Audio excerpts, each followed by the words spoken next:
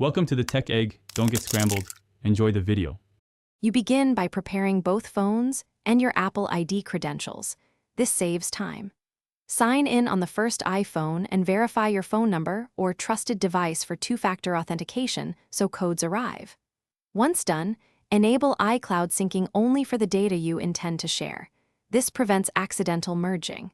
Make sure both devices have stable Wi-Fi and sufficient iCloud storage. Otherwise, backups and syncs can fail. Now you're ready to sign in on the second phone with control. You sign in on the second phone using the same Apple ID and immediately enter the two-factor code delivered to the first device.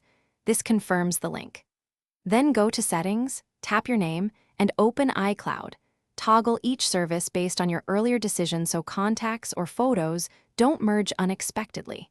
If you want separate messages, turn off messages in iCloud on one device. Also set up Face ID or a passcode to keep each phone secure while sharing an account.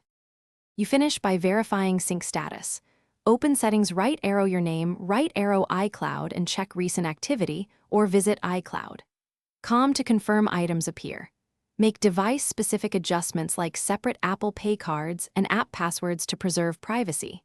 If syncing stalls, sign out of Apple ID on the troubled phone and sign back in, then restart it. If that fails, reset network settings to clear cached errors. This most common troubleshooting move resolves authentication and sync issues. Thanks for watching. Consider subscribing if I helped unscramble your problems.